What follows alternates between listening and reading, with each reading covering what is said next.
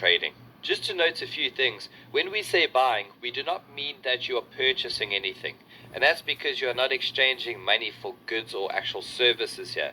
So if you buy coffee on your trading platform, you're not going to have sacks and sacks of coffee delivered to your door. As amazing as that would be, it's not going to happen. You're simply just speculating that the price of coffee is going to be moving up. When you buy or sell, you are speculating that the price will move in your favorable direction from the exact moment that your trade is executed, which again is why timing in trading is absolutely imperative. Your decisions are based on an indication of future price movements, which one achieves through analyzing historical data. Essentially what we're doing here is preparing for what's going to be happening next by reacting to what has been happening over a certain period of time. Analysis and strategy-based trading is essential. Please don't make random decisions in the markets. Please write that down. I will not make random decisions in the market.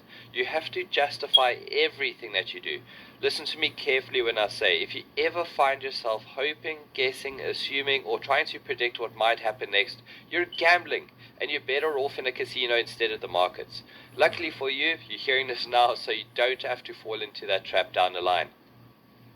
It's time to have a look at what we mean by buying the market. Every bar, no matter what color, shape, or size, has an open, high, a low, and a close, okay? I'm going to be reiterating on this one quite a bit because I need it to really sink in. Right, so what you're looking at here on the left of your screen is a buyer's bar, or an illustration of a bullish movement in price action.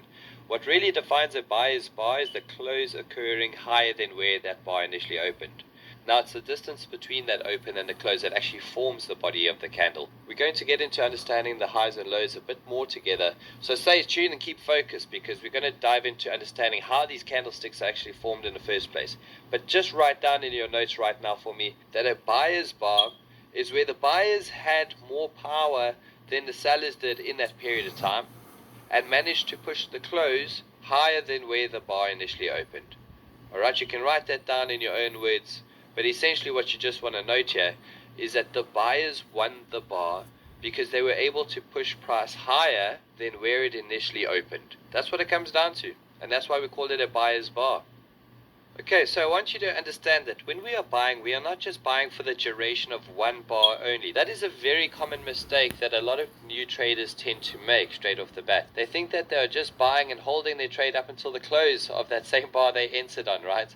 That is definitely not the case. And I want you to be rest assured and understand that you can hold a trade for a couple of bars or many bars, okay? It just depends on what the market volatility is like in that period of time. But let's say in this example we're looking at the price of gold and you enter a trade at $1,300. Now you're not going to be in and out, as I've already mentioned, when that bar closes. You might be holding on to this trade for quite a while to get out at your preferred level.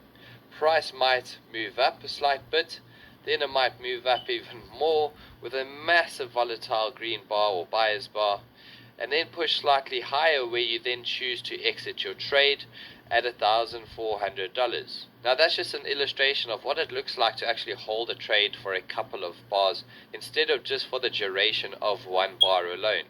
Now if we look at this example, we saw price go from $1,300 all the way up to $1,400, and that is a price variation or a price difference of $100. Now when we talk about how much we were able to gain in a trade, especially in CFD trading, we don't really refer to how many dollars were gained or lost during that period of time. We refer to a simple unit of measurement called pips. We'll be diving into pips a little bit later on, so stay tuned for that, but just know our unit of measurement in trading, especially on CFDs more specifically, is referred to as pips.